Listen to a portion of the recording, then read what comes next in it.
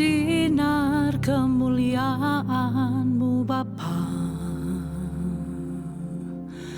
memenuhi sekelilingku. Ku rasakan hadirat-Mu, Kau tenggelamkan jiwaku. Ku ingin tetap tinggal bersama-Mu.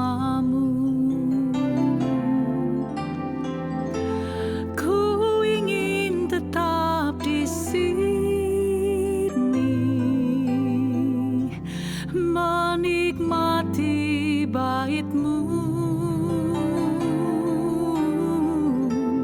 ku ingin tetap di sini dan memandang indah wajah-Mu.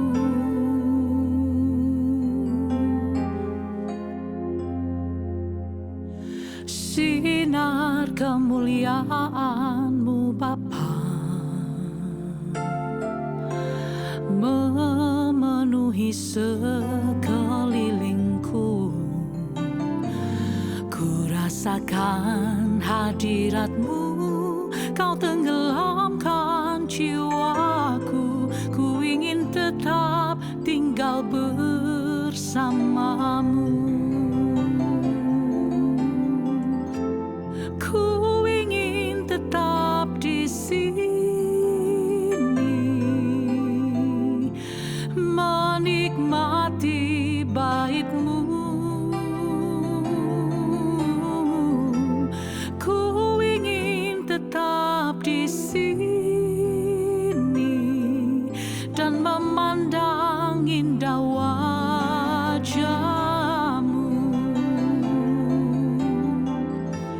Ku ingin tetap di sini menikmati bait-Mu. Ku ingin tetap di sini dan memandang indah wajah-Mu, dan memandang indah wajah-Mu, dan memandang indah wajah-Mu.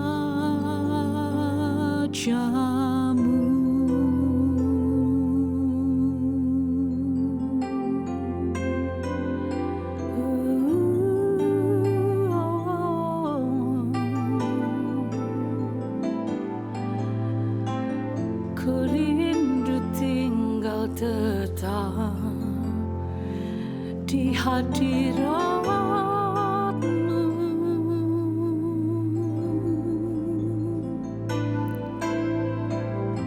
Lebih baik satu hari di pelataran-Mu daripada 1000 hari di tempat yang lain. Oh, ini rinduku Tuhan. Oh, ku menyembah, ku memuji, ku sanjung Engkau Tuhan. Oh, tak mau ku jauh dari-Mu.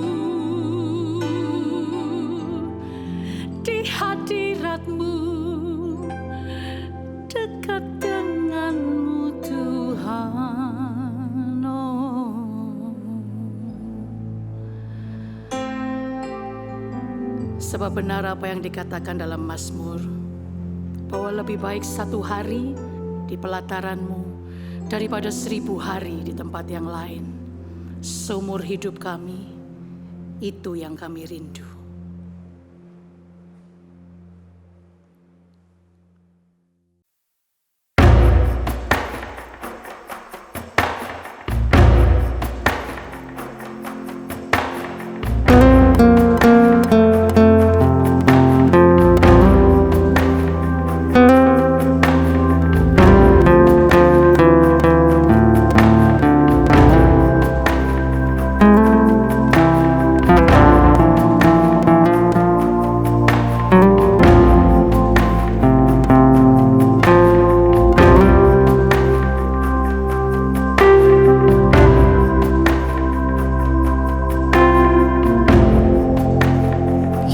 Yesuslah kuatku, Yesus penolongku,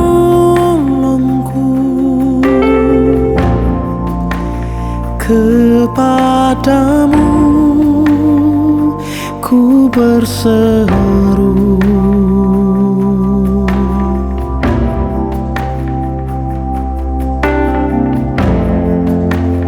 Yesus perisaiku,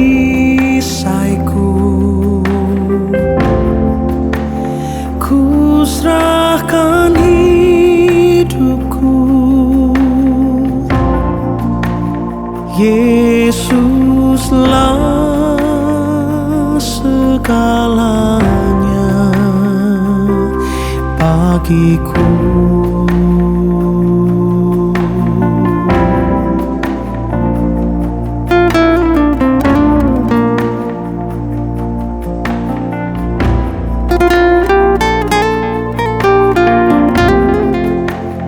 Yesuslah kuatku,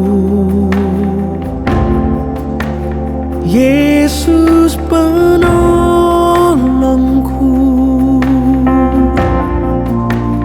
kepadamu ku berseru.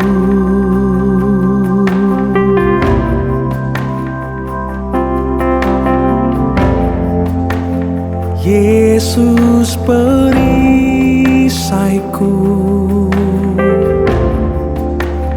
ku serahkan hidupku. Yesuslah segalanya bagiku.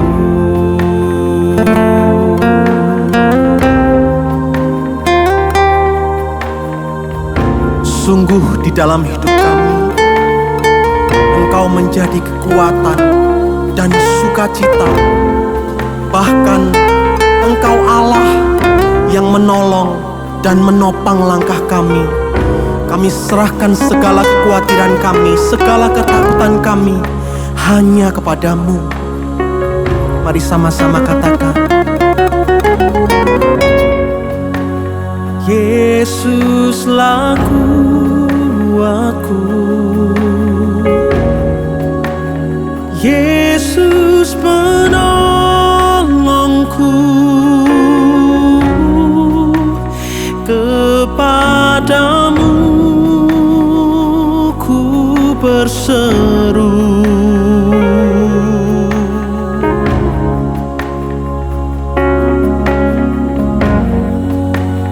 Yesus perisaiku, ku serahkan hidupku. Yesuslah segalanya bagiku. Yesuslah segalanya bagiku. Yesuslah segalanya.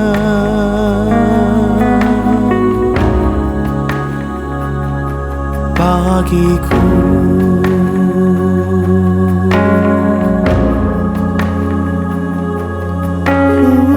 Kau segalanya di dalam hidupku. Kau kekuatanku, sukacitaku. Haleluya, oh, Kau penolongku, Kau pelindung di dalam hidupku. Haleluya, oh, aku percaya sebab Engkau menggadang tanganku. Haleluya, oh, Kau menopang hidupku di setiap saat ku percaya.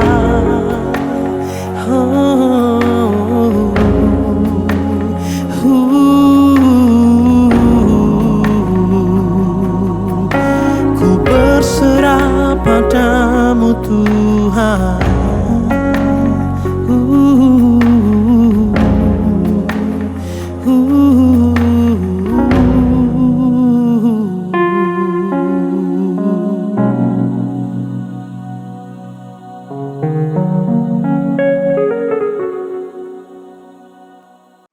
Selamat pagi Bapak Ibu, Saudara-saudara sekalian, Shalom. Kepada Jemaat GSKI Betani Nginden, Manyar, Sukomanunggal, Citraland, dan di cabang-cabang lain di Surabaya dan sekitarnya. Sebelum saya menyampaikan kebenaran firman Tuhan hari ini, mari kita sama-sama tunduk kepala dan berdoa. Bapa, pimpin anak-Mu ini dalam menyampaikan kebenaran-Mu. Hamba-Mu serahkan pemberitaan ini ke dalam tangan Tuhan, biar Engkau dengan tangan-Mu yang kuat membimbing hamba-Mu ini Tuhan, supaya hanya kebenaran-Mu yang disampaikan. Juga Engkau memberkati jemaat yang mendengarkan kebenaran ini dimanapun mereka berada, sehingga mereka juga dibenarkan menjadi semakin serupa, menjadi anak-anak yang menyenangkan bagi hati Tuhan. Di dalam nama Tuhan Yesus kami berdoa. Amin. Pada suatu kesempatan, Rasul Paulus pernah menulis kepada jemaat di Korintus, sebagaimana tertulis dalam 1 Korintus 13 ayatnya yang ke-11. Dikatakan begini, ketika aku kanak-kanak, aku berkata-kata seperti kanak-kanak. Aku merasa seperti kanak-kanak, aku berpikir seperti kanak-kanak. Sekarang sesudah aku menjadi dewasa, aku meninggalkan sifat kanak-kanak itu. Melalui bagian firman Tuhan yang baru saja kita baca ini, saya mau menyampaikan bahwa setiap manusia, setiap orang, yaitu kita semua, harus bertumbuh dan berkembang. Orang yang tidak bertumbuh bagaikan roti yang bantet dan tidak berguna. Kemudian ia terbelakang dan menjadi beban. Oleh karena itu, pemberitaan firman yang mau saya sampaikan hari ini bermaksud untuk menjadi ajakan bagi kita semua, Bapak, Ibu, Saudara-saudara sekalian, bahkan saya sendiri yang menyampaikan kebenarannya ini, supaya kita sama-sama bertumbuh dan kita sama-sama mencapai kedewasaan yang penuh di dalam Kristus. Sehingga pada suatu saat nanti kita bukan hanya percaya kepada Tuhan. Siapa sih hari ini orang yang tidak percaya Tuhan? Most likely kita percaya kepada Tuhan. Tapi bukan itu tujuan iman kita. Bukan sekedar percaya kepada Tuhan, justru ada lagi yang lebih hebat. Dipercaya oleh Tuhan. Orang yang dewasa penuh dalam Kristus pastilah dipercaya oleh Tuhan. Jangan sampai apa yang tertulis di dalam Yohanes 2 ayat 24 ini kemudian justru tergenapi kepada kita orang-orang yang hidup di dalam masa anugerah ini. Yohanes 2 ayat 24. Tuhan Yesus tidak percaya kepada orang-orang yang ada di sekelilingnya. Tertulis begini, tetapi Yesus sendiri tidak mempercayakan dirinya kepada mereka. Jangan sampai itu terjadi pada kita, Bapak Ibu, saudara-saudara terkasih dalam Kristus. Kita harus bertumbuh dewasa. Kita bukan lagi kanak-kanak, tapi kita bertumbuh dewasa. Makin lama cara berpikir kita makin dewasa, makin menyenangkan, makin mengagumkan bagi Allah, sehingga kita dipercaya olehnya. Baik, saya mulai penjelasan saya. Beberapa waktu yang lalu, saya pernah terlibat dalam suatu obrolan gitu. Kita ngobrol-ngobrol antara saya dan teman-teman yang waktu itu datang ke rumah saya. Di dalam pembicaraan itu kemudian ada teman yang berkata begini, Rul, kalau Allah itu bukan Allah yang bisa janjikan sesuatu yang dahsyat, kayaknya saya nggak mau deh nyembah Allah yang seperti itu. Pernyataan itu kemudian membuat pikiran saya lari ke lagu yang diciptakan oleh John Lennon. Judul lagunya Imagine. Dikatakan dalam lagu itu, Imagine there's no heaven, gitu kan? It's easy if you try. No hell below us, above us only sky, kata John Lennon.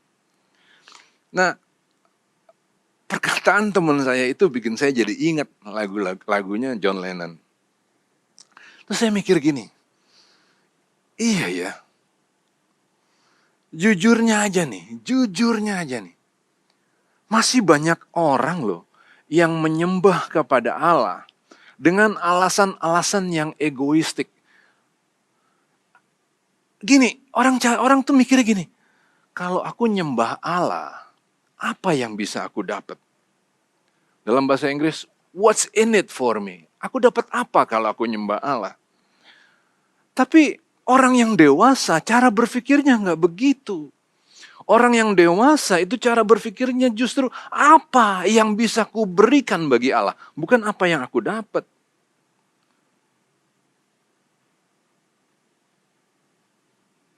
Tapi terlalu banyak orang yang mengasihi Allah, datang kepada Allah dalam ibadah, melayani Tuhan.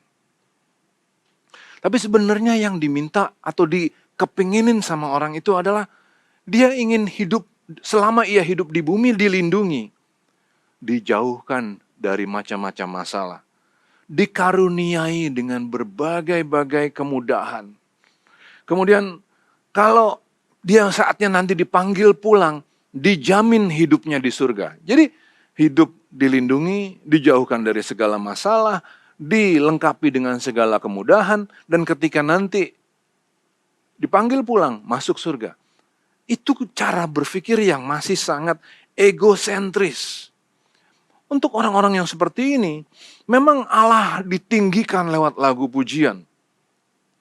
Memang mereka seperti melayani Tuhan di dalam pelayanan.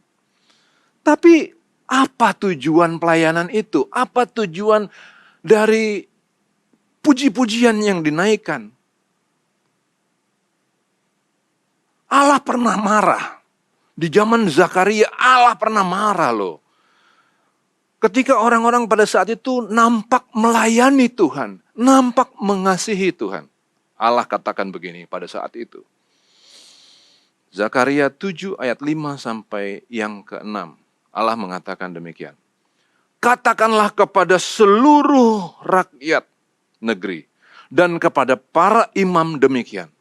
Ketika kamu berpuasa dan meratap dalam bulan yang kelima dan yang ketujuh selama 70 tahun ini, adakah kamu sungguh-sungguh berpuasa untuk aku?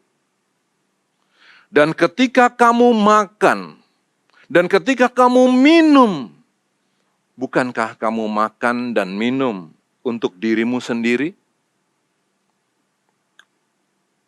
Jadi rupanya fenomena seperti ini, yaitu datang kepada Tuhan untuk kepentingan diri sendiri, adalah fenomena yang lama.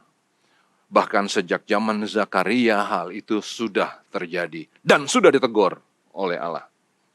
Nah, saya mau katakan Bapak Ibu, saudara-saudaraku terkasih di dalam Kristus, bahwa selama seseorang berpikir bahwa Allah ada untuk kepentingan kita manusia, selama itu pula kita bukanlah manusia dewasa.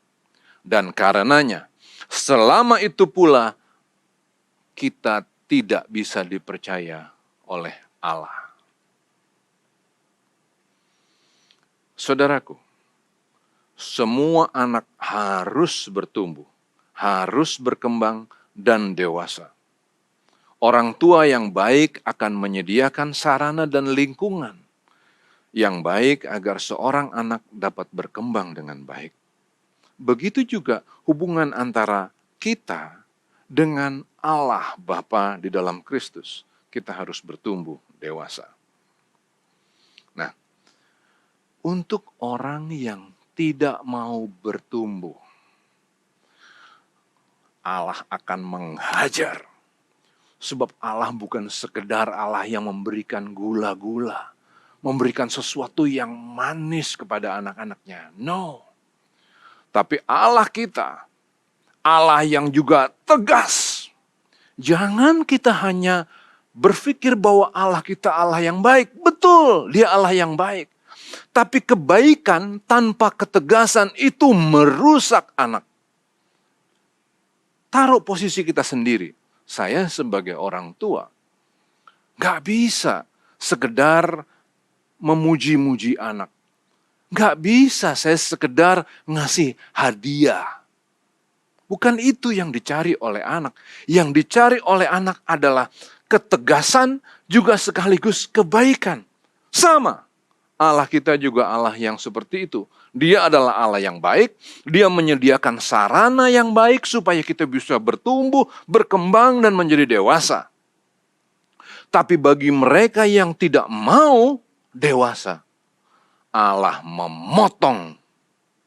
Saya bacakan apa yang dikatakan oleh Rasul Paulus dalam Roma 11 ayat 21 sampai 22. Sebab kalau Allah tidak menyayangkan cabang-cabang asli, Ia juga tidak akan menyayangkan kamu. Sebab itu perhatikanlah kemurahan Allah dan juga kekerasannya. Yaitu kekerasan atas orang-orang yang telah jatuh, tetapi atas kamu kemurahannya. Yaitu jika kamu tetap di dalam kemurahannya, jika tidak kamu pun akan dipotong juga. Apakah kita sudah dewasa? Apakah Allah sudah bisa melibatkan kita untuk menyelamatkan jiwa-jiwa? Orang yang dewasa pasti dilibatkan oleh Allah untuk proyeknya, yaitu menyelamatkan jiwa-jiwa.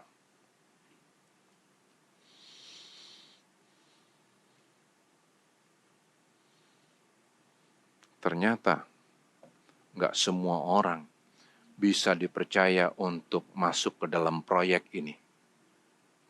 Bahkan satu imam besar pada zaman dulu pernah dipotong oleh Allah. Allah tidak berkenan dengan pelayanannya.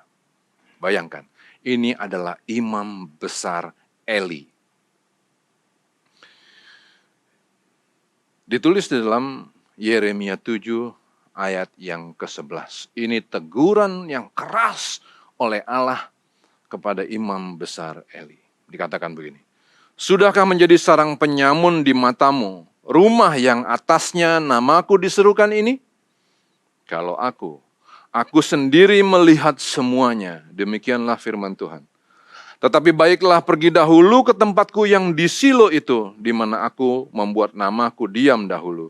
Dan lihatlah apa yang telah kulakukan kepadanya karena kejahatan umatku Israel. Bayangkan, saya mau cerita dulu apa sih yang terjadi dengan Imam Eli ini. Imam Eli adalah orang yang dipercaya untuk menjaga kemah Allah. Ada kemah Allah, di dalamnya ada tabut perjanjian, dan kemah serta tabut perjanjian ini pada saat itu disimpan di satu kota yang bernama Silo. Untuk melayani kemah Allah dan tabut perjanjiannya, dipercayakan kepada Imam Eli. Ini tugas yang mulia dan terhormat bagi Imam Eli dan anak-anaknya, yaitu Hofni dan Pinehas. Tapi motivasi mereka melayani tabut dan kemah ini kacau. Motivasinya adalah diri sendiri. Tadi saya katakan bahwa orang yang masih berpikir tentang dirinya sendiri, seolah-olah Allah ada di sana untuk kepentingannya, bukanlah orang yang dewasa. Itulah yang terjadi pada Imam Eli dan kedua anak-anaknya ini. Memang mereka melayani Tuhan, tapi mereka menolak untuk dewasa. Akibatnya apa yang mereka lakukan? Yang mereka lakukan tuh begini. Jemaat bawa persembahan untuk dipersembahkan kepada Tuhan di kemah Allah. Apa yang dibuat? Hofni dan Pinehas suruh pembantu-pembantunya untuk tunggu di depan. Bagian yang terbaik diambil untuk keluarga ini, sedangkan bagian yang kurang baik barulah itu yang dibakar. Oh, Allah marah. Bagaimana kamu bisa melayani untuk kepentinganmu sendiri? Tidak ingatkah apa yang sudah Tuhan katakan di dalam Zakaria 7 tadi?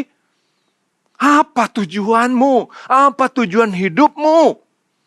Masa yang kamu pikirin tentang perutmu sendiri, yang kamu pikirkan selalu tentang dirimu dan dirimu, kepentinganmu sendiri?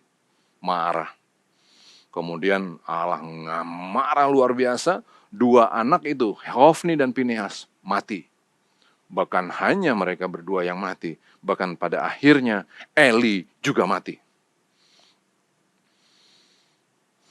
Kemudian dalam suatu pertempuran, Israel dikalahkan di kota namanya Apek. Orang Filistin menang di sana. Kemudian mereka ke Silo, diambil kemah Allah tadi. Tabut perjanjian juga dibawa pergi.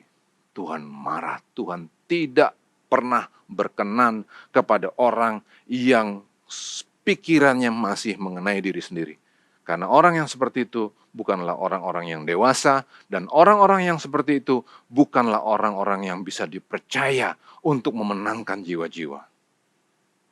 Nah, Allah Israel adalah Allah yang tegas. Dia nggak pernah berubah di dalam ketegasannya. Sehingga kita betul-betul harus mempertimbangkan bahwa kalau, tadi Paulus tulis, bahkan kepada bangsa pilihan, Allah memotong. Dan kemudian juga bagi imam besar Eli dan anak-anaknya, imam loh ini, dipotong juga. Lihat, imam dipotong. Bangsa terpilih dipotong, terbuang mereka. Bagaimana dengan kita? Kita adalah bangsa cangkokan. Kita pun akan dipotong. Maka ingat ketegasan Allah, jangan hanya kebaikannya. Betul dia Allah yang baik, tapi dia juga adalah Allah yang tegas. Bapa yang mendidik kita, mendewasakan kita. Begitu kita menolak untuk didewasakan, pikiran kita nggak mau berubah, cara berpikir kita tetap aku. Perhatiin nih Bapak Ibu. Anak kecil itu selalu bicara tentang kepentingan dirinya. Ini mainanku, ini permenku. Aku kepingin ini, aku kepingin itu. Itu anak kecil. Tapi Paulus katakan tadi, waktu aku kecil, aku berpikir seperti anak kecil. Tapi waktu aku makin besar, aku berpikir seperti orang besar. Ketika aku dewasa, aku pun berpikir seperti orang dewasa. Harus ada pertumbuhan. Bedanya apa? Anak kecil sama orang dewasa. Anak kecil mengenai aku. Orang dewasa selalu berpikir tentang orang lain. Orang yang besar, orang yang dewasa selalu berpikir tentang bagaimana menyelamatkan orang lain lewat hidupku. Bagaimana aku bisa berkenan kepada Allah? Apa yang bisa ku berikan bagi dia? Itu perbedaannya. Jangan seperti Imam Eli ini. Udah jadi imam, tapi mikirnya masih aku. Jangan menjadi orang-orang Israel di zaman Zakaria. Memang mereka puasa, memang mereka melakukan liturgi-liturgi. Tapi semuanya itu dilakukan untuk kepentingan mereka sendiri.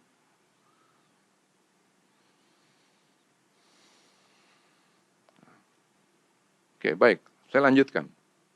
Orang yang dewasa adalah orang-orang yang memiliki karakter Allah yang diperagakan oleh Tuhan Yesus. Maka, panggilan untuk orang-orang yang dewasa adalah kalimat yang diucapkan oleh Tuhan Yesus sebagai berikut. Yohanes 15 ayat 16. Saya ulang dulu ya. Dewasa, orang yang dewasa adalah orang yang memiliki karakter Allah yang diperagakan oleh Tuhan Yesus. Maka untuk orang-orang yang dewasa ada panggilannya. Panggilannya gimana? Ini saya bacakan. Begini. Bukan kamu yang memilih aku, tetapi akulah yang memilih kamu. Dan aku telah menetapkan kamu supaya kamu pergi dan menghasilkan buah, dan buahmu itu tetap. Supaya apa yang kamu minta kepada Bapa dalam namaku, diberikannya kepadamu. Nah, ini tadi yang saya sampaikan bahwa orang-orang yang dewasa harus memiliki kerinduan untuk menyelamatkan jiwa-jiwa. Puji Tuhan, Bapak Ibu, saudara-saudara sekalian, bahwa hari ini kita sudah diselamatkan oleh Tuhan melalui kasih-Nya yang luar biasa. Kalau saya ingat pengalaman saya waktu masih muda, zaman dulu, aduh rasanya saya ini adalah orang yang sama sekali nggak pantas untuk diselamatkan. Ancur-ancuran deh. Ancur-ancuran. Nah puji Tuhan hari ini kita sama-sama ada di sini menikmati firman Tuhan. Berarti kita sudah dibelokkan dari jalan-jalan kita yang dulu ancur-ancuran. Sekarang kita ada di sini sama-sama menikmati firman Tuhan. Puji Tuhan. Tapi panggilan kita bukan cuma sekedar berhenti dari kejahatan kita, terus sekarang jadi orang baik. No, orang baik udah bagus. Tapi kemudian yang Tuhan minta adalah bagaimana caranya supaya kita juga masuk ke dalam proyeknya, menyelamatkan orang lain. Itu panggilannya. Sehingga aku telah menetapkan kamu supaya kamu pergi dan menghasilkan buah. Dan buahmu itu tetap. Ini tanggung jawab yang besar sekali. Siapa kita?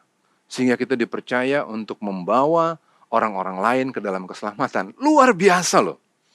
Luar biasa. Dan ini bukan cuma tugas pendeta. Salah loh kalau berpikirnya bahwa ini adalah tugas pendeta. Enggak. Ini adalah tugas kita semua sama-sama. Kita semua terlibat dalam proyek ini. Coba perhatiin lagi, ulang lagi ya kalimatnya tadi. Yohanes 15 ayat 16. Bukan kamu yang memilih aku, tetapi akulah yang memilih kamu. Kamu di situ nggak dibatasi pendeta, no. Bukankah begini? Bukankah kita semua adalah imam? Kamu adalah imamat yang rajani. Kita semua ini imam, kita semua pendeta. Bukan cuma saya yang ngomong di mimbar yang pendeta, tapi Bapak Ibu, saudara-saudara semua yang menyaksikan acara ini, kita semua adalah imam, kita semua adalah pendeta. Dan aku telah memilih kamu. Apa tujuannya? Aku telah menetapkan kamu supaya kamu pergi dan menghasilkan buah, dan buahmu itu tetap. Tuh. Jadi ini bukan tugas pendeta aja, ini tugas kita semua. Memang karunia yang diberikan oleh Allah kepada kita beda-beda.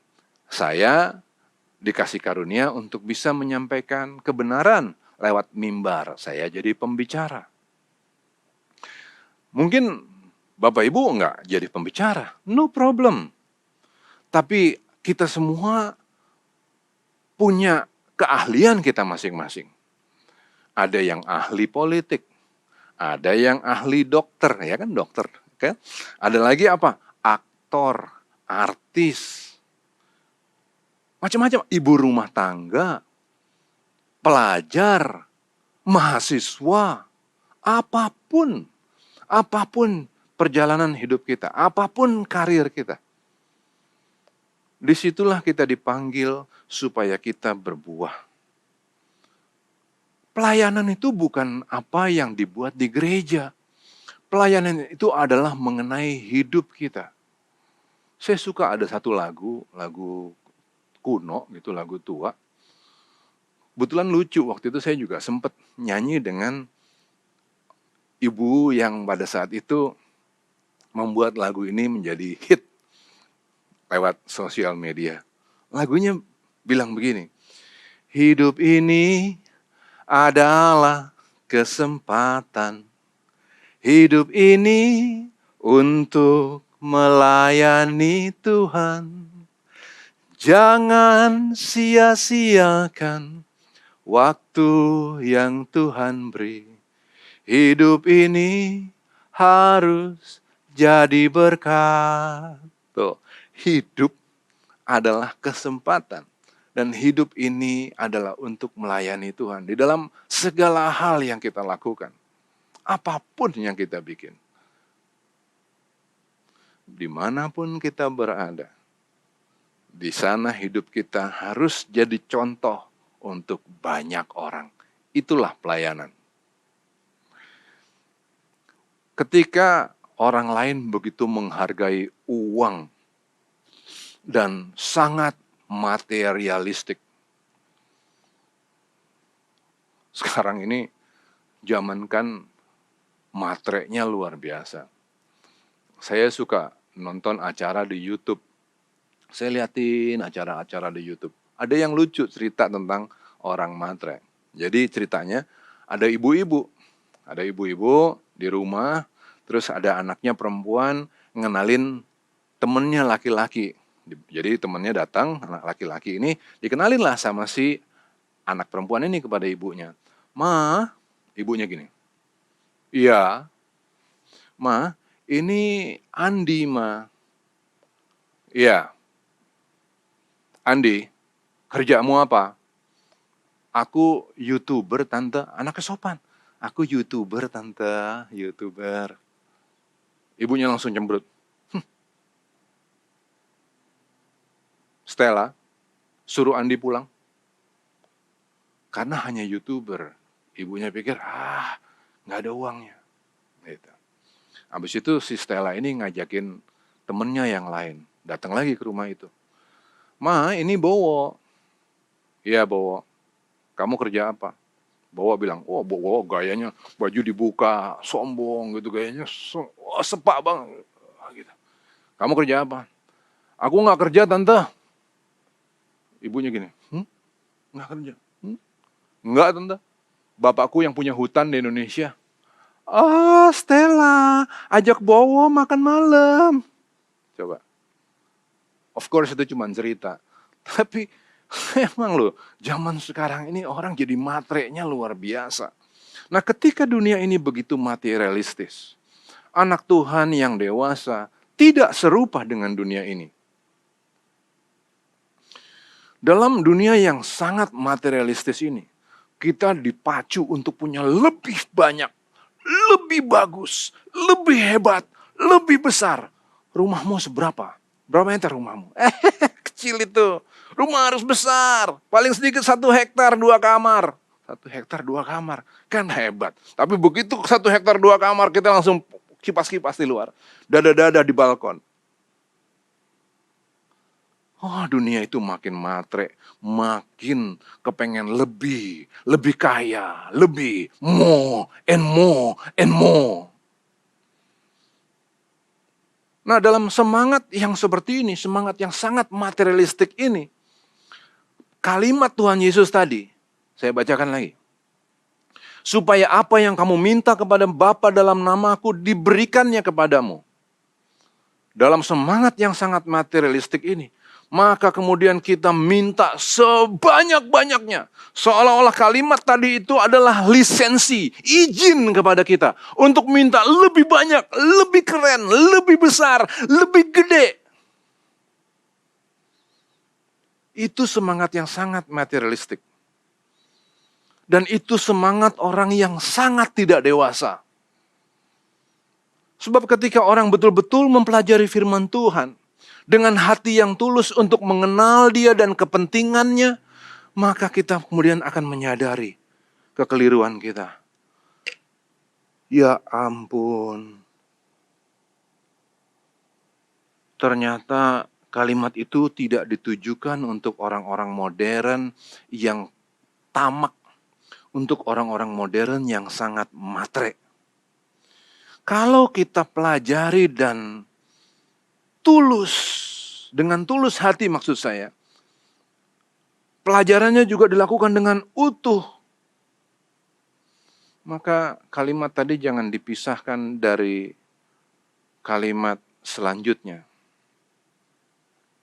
Ya, tadi kalimatnya apa? Supaya apa yang kamu minta kepada Bapa dalam namaku diberikannya kepadamu. Jangan putus di situ, sambungin lagi. Sekiranya kamu dari dunia, tentulah dunia mengasihi kamu sebagai miliknya. Tetapi karena kamu bukan dari dunia, melainkan aku telah memilih kamu dari dunia, sebab itulah dunia membenci kamu. Lihat ya, betapa rusaknya cara kita berpikir hari ini.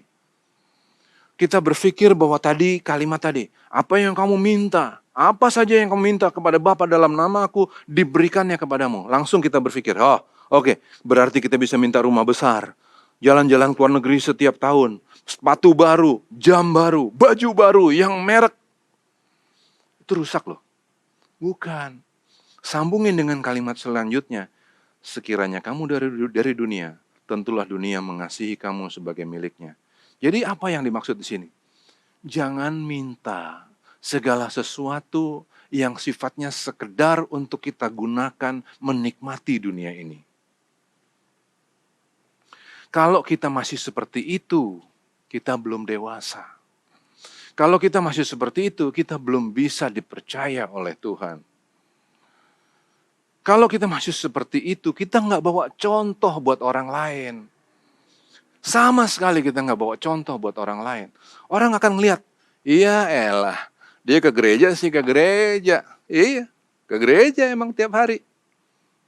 Senin, Selasa, Rebo, Kamis, Jumat, Sabtu, Minggu, setiap hari. Ada aja acara gereja. Persekutuan doa, ikut komsel, ikut FA, ikut apa lagi? Apa deh, semua ikut. Usiamu, usia indah. Ikut semua. Pokoknya hari demi hari selalu ada di gereja. Tapi doanya sama aja seperti orang-orang yang matre. Orang akan bilang, jadi apa bedanya ya orang Kristen dan non-Kristen? Bedanya apa? Apa ya bedanya? Sama-sama matre kok. Yang diminta masih itu-itu juga kok. Bagaimana kita bisa jadi contoh? Kita mau bilang gini, saudara-saudara, janganlah saudara menjadi orang-orang yang matre. Jangan ngomong saudara deh, jangan ngomong orang lain. Anak-anak kita. Kita ngomong ke anak-anak kita. Nah, ingat ya, pesan Bapak ya, sayang, kamu jangan jadi orang-orang yang matre. Ya, ingat ya. Bapak umur gak panjang lagi. Kalau saya, kata firman Tuhan kan, orang hidup berapa? 70 tahun. Masa hidup saya udah gak panjang. Tinggal 16 tahun, kata firman Tuhan. Kalau kuat 80 tahun lah, tapi itu pun isinya sakit-sakitan. Maka kemudian saya bilang ke anak-anak saya, nah, kita udah gak bisa ketemu lama lagi, paling cuma beberapa belas tahun, beberapa puluh tahun. Sesudah itu, Bapak pulang, dipanggil Tuhan. Nanti ya sayang, kamu jangan jadi orang-orang yang matre. Tapi kalau sayanya matre, kalau pikiran saya ini diisi sama lebih lagi. I want more. I want more. Lebih besar, lebih hebat, lebih. Anak saya bakalan bingung, dia bakalan bilang gini, Pak, pesennya sih bagus Pak, tapi Bapak nggak jadi contoh. Coba tuh. Anak, istri kita, orang rumah, ini adalah saksi-saksi hidup bagaimana cara kita mengelola hidup kita. Apakah kita dewasa ataukah kita belum dewasa? Kelihatan. Nah, jangankan orang yang di rumah kita aja tahu, apalagi Tuhan. Tuhan tadi bilang begini, makanya dia katakan begini, Tuhan katakan begini. Aku sendiri melihat semuanya, kata Tuhan dalam Yeremia 7 tadi. Aku sendiri melihat semuanya, demikian firman Tuhan. Aku melihat, aku tahu. Katakan deh anak-anak nggak berhasil kita kelabui. Katakan saudara-saudara kita berhasil kita kelabui. Katakan gereja kita, semua jemaat berhasil kita kelabui. Tapi Tuhan katakan, aku sendiri melihat semuanya. Kamu menjadikan rumahku sebagai sarang penyamun. Sudahkah menjadi sarang penyamun di matamu? Rumah yang atasnya namaku diserukan ini? Tuhan bilang. Jangan kita membuat dalih seolah-olah kita sudah menjadi orang yang benar, seolah-olah kita sudah di gereja, sudah melayani Tuhan, seolah-olah karena kita sudah menyanyikan lagu pujian, maka kita cukup berhenti di situ. No! Kita harus terus bertumbuh, kita harus terus berkembang, kita harus menjadi orang-orang yang dewasa, sehingga kemudian melalui sikap hidup kita, benar-benar kita menyebarkan keharuman raja, bukan cuma teori.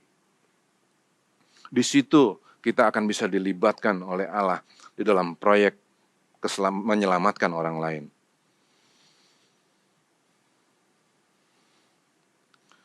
Sehingga kalau di dalam teori pidana ada yang disebut dengan mens rea. Apa sih mens rea itu? Mens rea itu niat dasar kita. Orang yang dewasa, orang yang sudah bisa dipercaya oleh Tuhan, motivasinya, niat dasarnya di dalam hatinya itu adalah selalu ingin menyenangkan hati Tuhan. Nah, Allah tidak akan pernah disenangkan sepanjang kita masih egois dan melakukan segala sesuatu untuk kepentingan diri sendiri. Allah juga tidak mungkin disenangkan bila kita tamak dan sekedar minta lebih, dan lebih. Sehingga jangan pakai kata dalam nama Yesus sebagai lisensi untuk meminta apapun yang kita mau, yang menyenangkan hati kita. Itu jahat. Jahat banget. Loh, tapi Pak Pendeta, bukankah tadi dikatakan di dalam firman Tuhan, supaya apa yang kamu minta kepada Bapa dalam namaku, diberikannya kepadamu. Bukannya begitu, Pak Pendeta? Betul. Firman Tuhannya memang tertulis seperti itu. Tetapi orang-orang yang dewasa mempelajari dong, lebih jauh lagi dong. Apa sih arti kata meminta dalam namaku? Apa sih artinya? Kata dalam nama Yesus, maknanya sebetulnya adalah sesuai dengan kehendak Yesus. Sesuai dengan kehendak Yesus. Dalam bahasa Inggris, on His behalf. Jadi kalau kita berdoa, Tuhan, aku berdoa di dalam nama Tuhan Yesus. Maksudnya, aku berdoa sesuai dengan kehendaknya. Atau, aku berdoa on His behalf. Aku berdoa sebagai wakil dari Yesus. Itu maksudnya, on His behalf. Ya, dalam nama Yesus itu maksudnya adalah sesuai dengan kehendak Yesus. Atau dalam bahasa Inggris, on His behalf. Nah, apa yang kita minta sesuai dengan kehendak Yesus? Ya, pasti yang kita minta adalah untuk kepentingan Allah. Apa itu? Supaya kita berbuah. Ingat tadi firman Tuhan bilang apa? Aku telah memilih kamu. Dan aku telah menetapkan kamu supaya kamu pergi dan menghasilkan buah. dan buahmu itu tetap. Jadi kalau kita mau minta, maka yang kita minta kepada Tuhan Allah adalah mengenai, aku minta Tuhan supaya aku boleh berbuah. Aku boleh membawa jiwa-jiwa untuk memuliakan nama-Mu. Supaya hidupku ini Tuhan menjadi hidup yang memang melayani Tuhan. Sehingga waktu aku bernyanyi, hidup ini adalah kesempatan. Itu bukan cuma sandiwara. Bukan cuma sekedar tutup mata, senyum, dan tangan terentang begini. Enggak. Tapi betul-betul adalah kerinduan hatiku. Itu yang aku minta kepadamu Tuhan Allahku. Di dalam nama Tuhan Yesus. Kiranya engkau mendengar dan mengabulkan doa ini. Tuhan bilang, aku jawab. Doa yang begitu aku berkenan. Dan ketika kamu mengucapkannya, ya, aku penuhi. Aku senang banget kalau begitu doamu. Nah, tujuan hidup kita itu harus seperti tujuan hidup Paulus. Seperti apa sih kepinginnya Paulus itu? Tujuan hidupnya seperti apa? Nih, kata Paulus, hidupku bukan aku lagi, tetapi Kristus yang hidup di dalam aku. Kehendak Kristus, cara hidup Kristus, itu yang aku rindukan. Kalau doanya seperti itu, Tuhan bilang, keren. Keren, aku berikan anakku, aku berikan untukmu. Pasti, supaya lewat hidupmu, banyak lagi jiwa-jiwa diselamatkan bagi kepentingan Bapa. Dan begitu satu jiwa diselamatkan, dikatakan oleh firman Tuhan, seluruh surga, seluruh malaikat bersuka cita.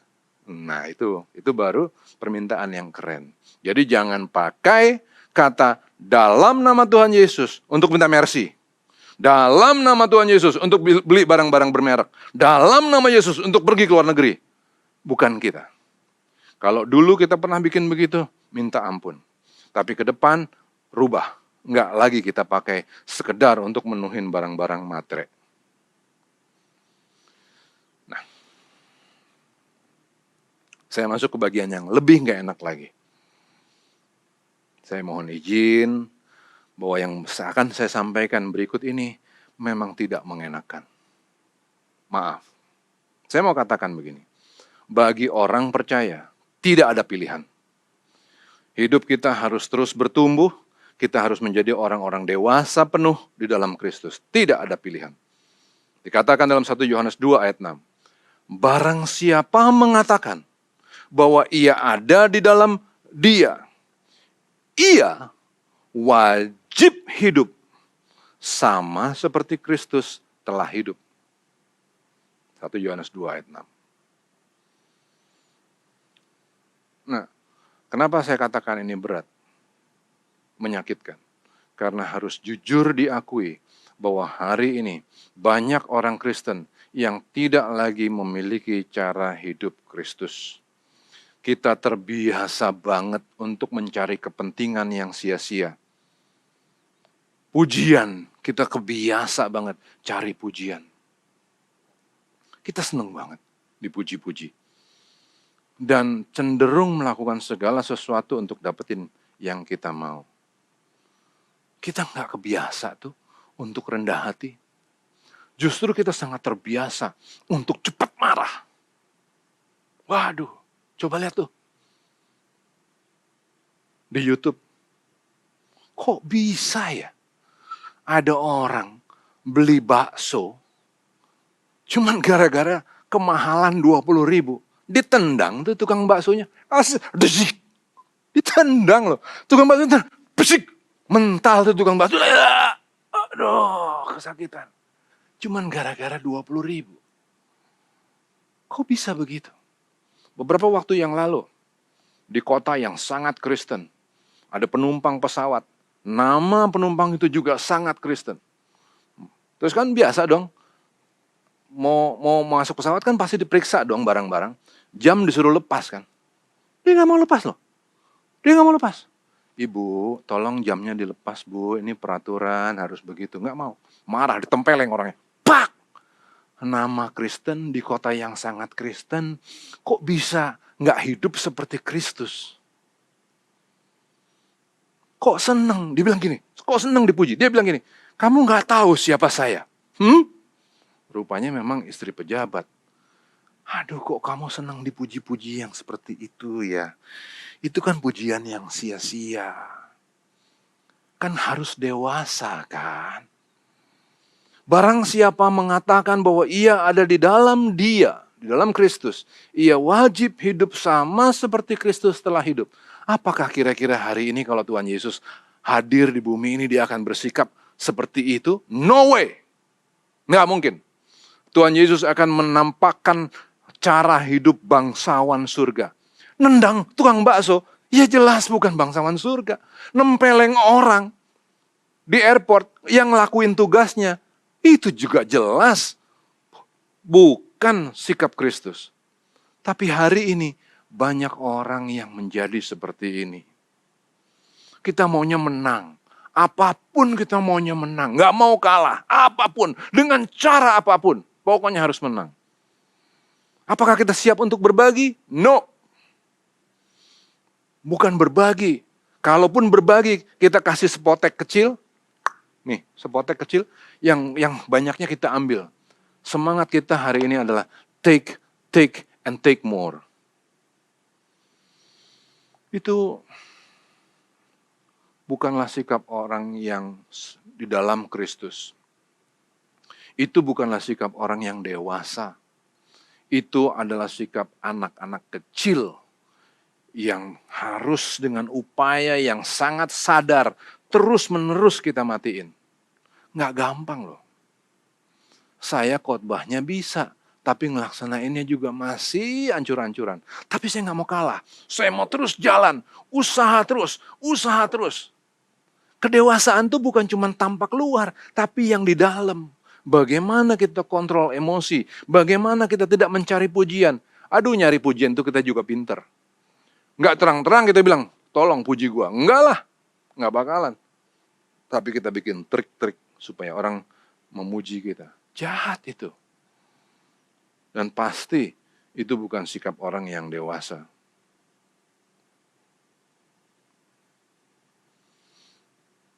Nah, berikutnya lagi. Anak yang tidak bertumbuh. Anak yang tidak berguna. Anak, aduh, gimana ya saya mau cerita? Gini nih, saya mundur dulu.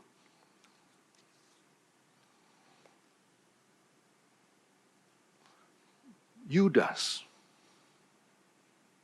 itu sebetulnya adalah anak bagi Kristus. Kenapa begitu, Pastor? Gini loh, di dalam pendidikan Yahudi, hubungan antara murid dengan gurunya itu adalah ibarat hubungan antara anak dengan bapaknya. Lewat persoalan hidup yang mereka lewati sama-sama. Kan jadi murid kan nggak gampang. Apa yang dirasain sama guru, itu yang dirasain sama anak. Guru harus jalan dari satu kota ke kota yang lain, dari satu desa ke desa yang lain. Murid ikut, kadang-kadang lapar. Harus lewatin panas terik, padang gurun, nggak punya minuman, susah, seneng, sama-sama dirasain. Nah, lewat hubungan yang manis itu, mereka bukan hanya sekedar murid, tapi juga menjadi anak yang punya hubungan yang sangat dekat dengan gurunya. Hubungan yang sedekat itu. Tapi anak yang tidak berguna, anak yang tidak bertumbuh menjadi orang yang dewasa, dianggap bukan anak lagi, tapi dianggap sebagai teman. Jadi anak yang tidak berguna dianggap sebagai teman, turun derajatnya. Tadinya dia dianggap anak, tapi karena dia tidak berguna, karena dia tidak bermanfaat, tidak memenangkan jiwa-jiwa, dianggap teman. Oh, itu turun derajat yang luar biasa. Hal itu dikatakan oleh Tuhan Yesus kepada Yudas dalam Matius 26 ayat 50. Tetapi Yesus berkata kepadanya, "Hai teman, untuk itukah engkau datang?" Nyak. Yudas yang adalah anak, tapi dikatakan oleh Tuhan Yesus, hai teman, untuk itukah engkau datang? Sakit.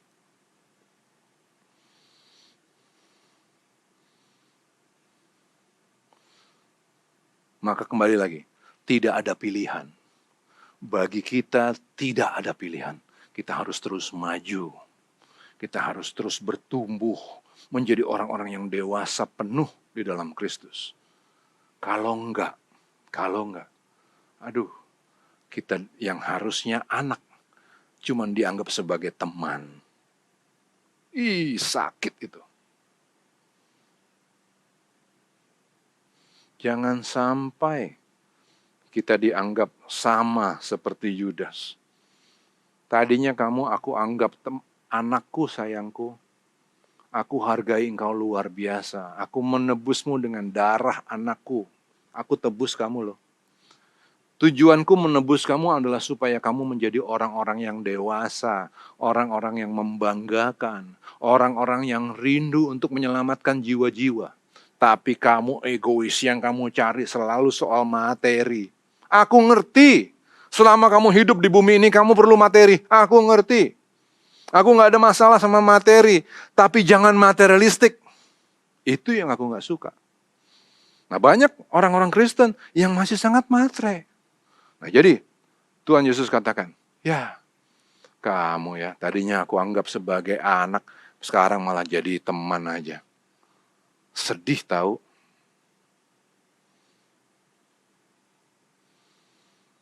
Tidak ada pilihan Bapak Ibu, kita harus terus maju.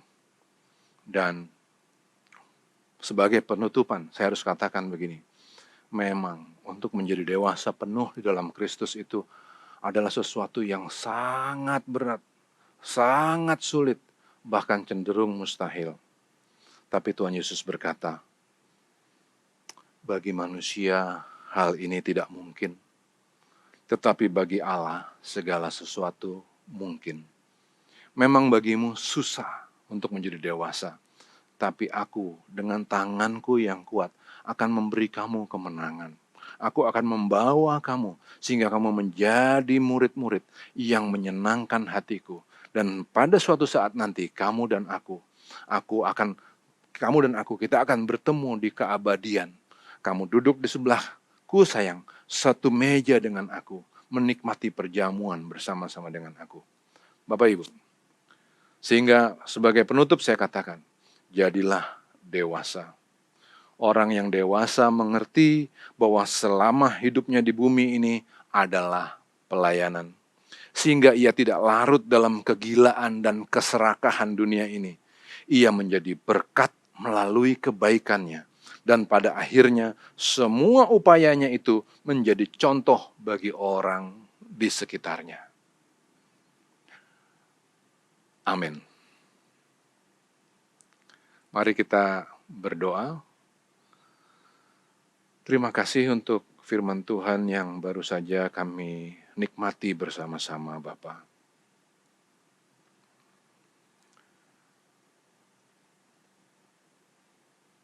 Firman yang keras, firman yang berat untuk bisa kami lakukan. Tapi kami berpegang kepadamu Bapa. Kami memohon kepadamu di dalam nama Tuhan Yesus, supaya Engkau memampukan kami untuk mencapai target kami, menjadi orang-orang yang dewasa penuh di dalam Kristus. Bagi manusia hal itu tidak mungkin, tetapi bagimu Allah, hal itu mungkin dan dapat Engkau lakukan di dalam hidup kami. Terpujilah namamu, Allah yang kekal, Allah yang kami sembah di dalam nama Tuhan Yesus. Amin.